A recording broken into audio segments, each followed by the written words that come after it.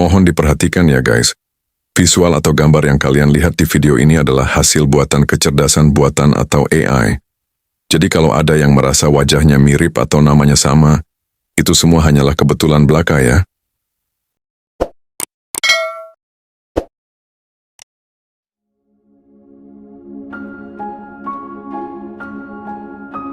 Kisah nyata ojol naik haji, hampir putus asa, tapi Allah kirim penolong untuk ojol ini. Assalamualaikum warahmatullahi wabarakatuh. Jumpa lagi dengan channel saya, channel yang selalu menyajikan kisah nyata. Jangan lupa like, subscribe, dan share ke teman, agar saya bersemangat membuat konten berikutnya. Pernah nggak kamu membayangkan, sudah capek bekerja seharian, melayani pelanggan dengan sepenuh hati, tapi justru berakhir dengan kerugian besar? Inilah kisah nyata. Hari ini, kami ingin mengajak kalian semua untuk menyimak sebuah kisah nyata yang sangat luar biasa. Sebuah cerita yang sangat menyentuh hati, yang baru saja terjadi di Kota Pahlawan, Surabaya.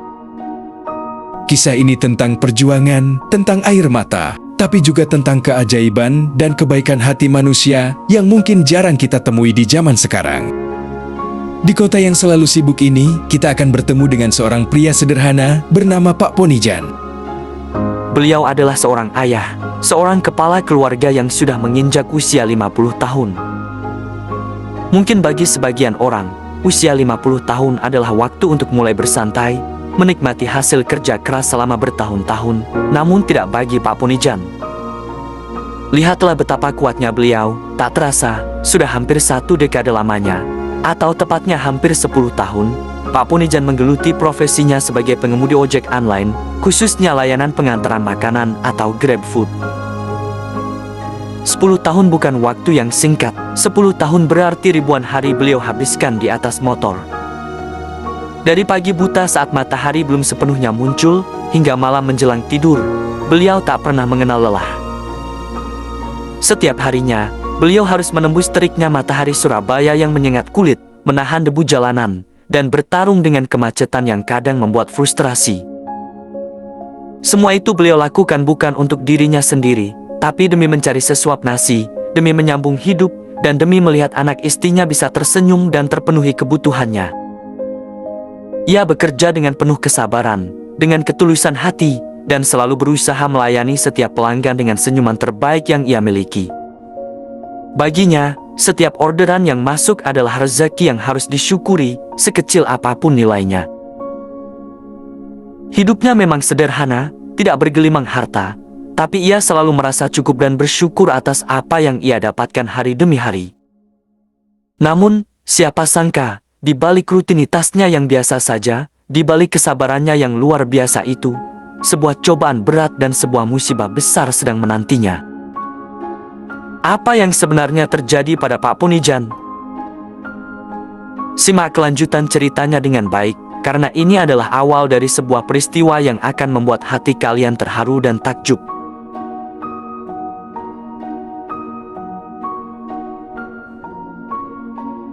Hari berganti hari, minggu berganti minggu, kehidupan Pak Ponijan berjalan seperti air mengalir, penuh dengan kesederhanaan dan kerja keras. Hingga pada suatu siang, di tengah kesibukannya mencari orderan, sesuatu yang luar biasa terjadi. Seperti biasa, saat itu tangan Pak Ponijan sedang memegang HP, matanya fokus menatap layar, menanti setiap notifikasi yang masuk. Sebuah suara notifikasi terdengar jelas, ada orderan baru yang masuk.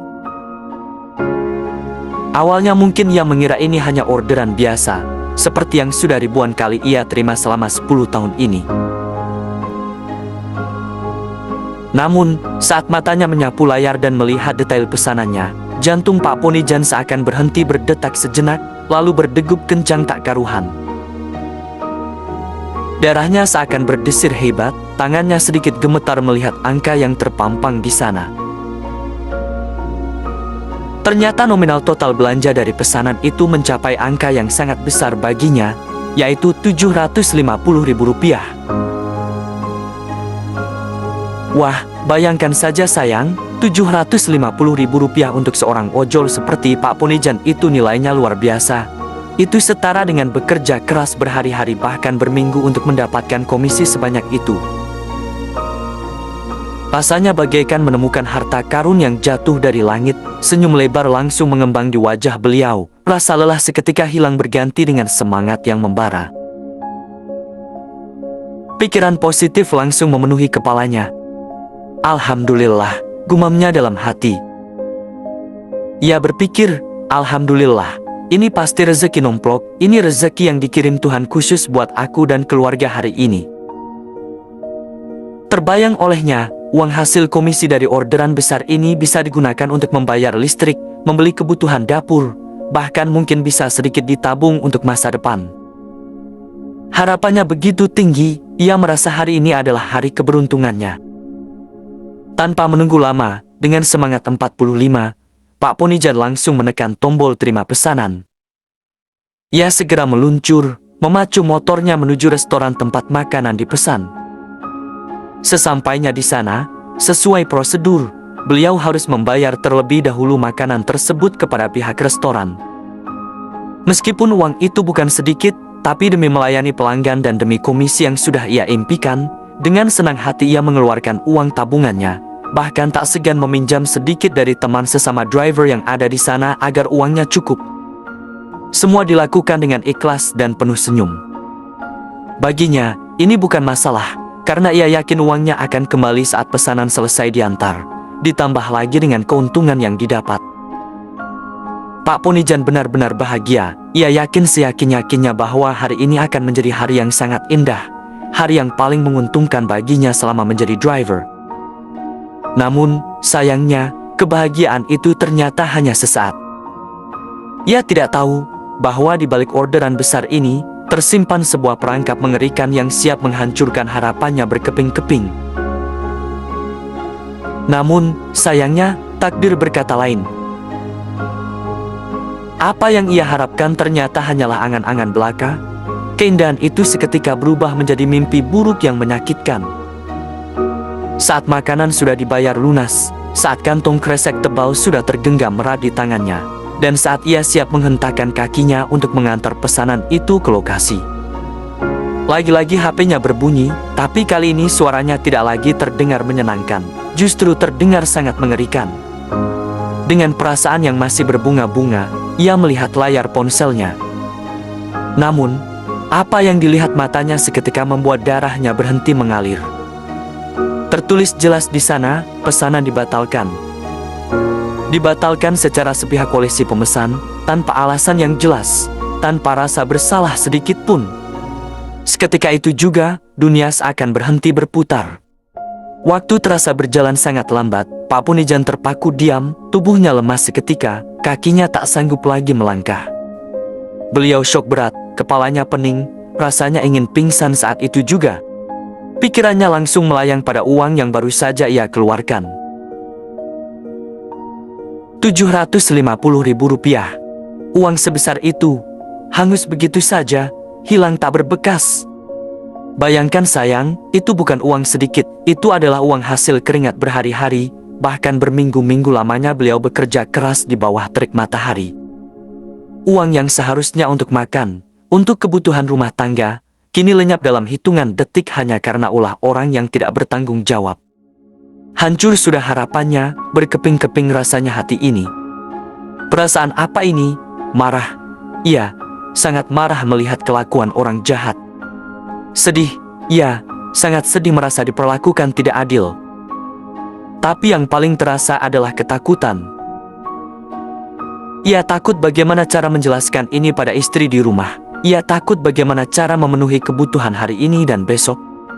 Semua perasaan itu bercampur menjadi satu, memenuhi dadanya hingga sesak sekali.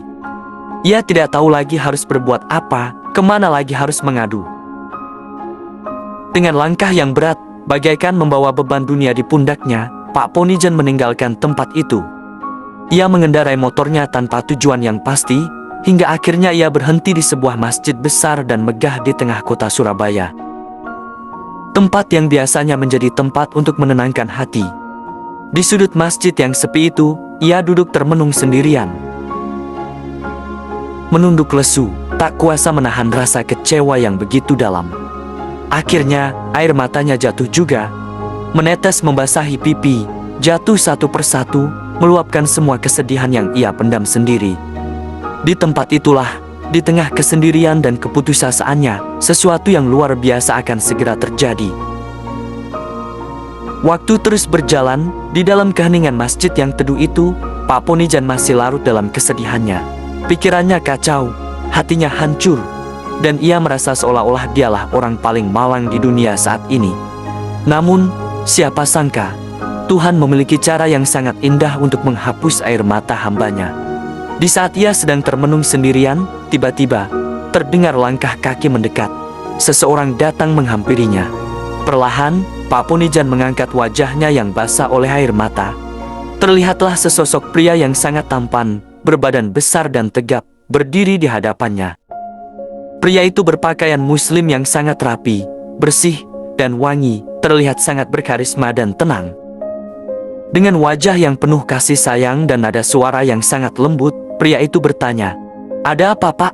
Kenapa Bapak terlihat sedih sekali? Ada masalah apa yang sedang Bapak hadapi?" Hanya dengan pertanyaan sederhana itu, seketika benteng pertahanan hati Pak Ponijan runtuh. Rasa sendu yang ia pendam akhirnya meledak. Dengan suara yang terbata-bata, sesekali terisak, Pak Ponijan mulai menceritakan semuanya. Dari awal bagaimana ia mendapatkan orderan besar, perasaannya yang bahagia, hingga bagaimana ia harus mengeluarkan uang tabungannya bahkan meminjam uang demi membayar pesanan itu. Hingga pada akhirnya, pesanan itu dibatalkan seenaknya oleh pembeli, membuat uangnya hangus tak bersisa. Semua keluh kesah, semua kepahitan hidup, dan semua ketakutannya dicurahkan begitu saja di hadapan orang asing itu. Ia menceritakan betapa beratnya beban yang ia rasakan saat ini. Mendengar cerita yang pilu itu, pria tampan itu tampak sangat terharu, matanya pun ikut berkaca-kaca. Ia merasa sangat prihatin dan tersentuh melihat nasib yang menimpa Pak Ponijan.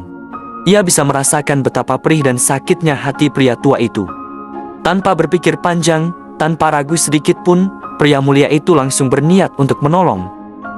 Dengan gerakan yang cepat namun tenang, diambilnya sebuah amplop tebal dari tas atau sakunya. Ia membukanya, dan terlihat jelas isinya berupa uang tunai yang cukup banyak.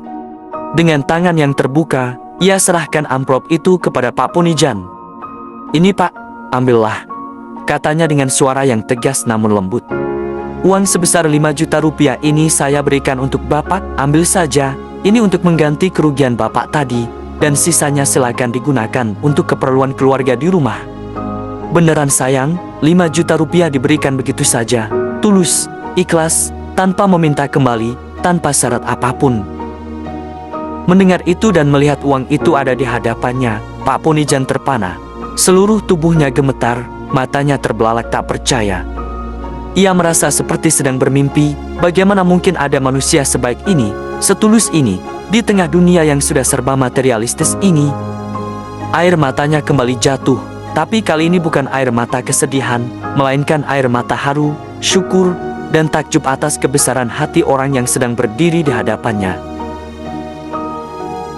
Namun, kebaikan pria itu belum berakhir di situ. Ia juga berjanji akan membiayai dan memberikan kesempatan emas bagi Pak Ponijan untuk pergi ibadah haji. Sesuatu yang mungkin hanya menjadi angan-angan selama ini, kini tiba-tiba menjadi kenyataan berkat pertolongan orang yang tidak ia kenal.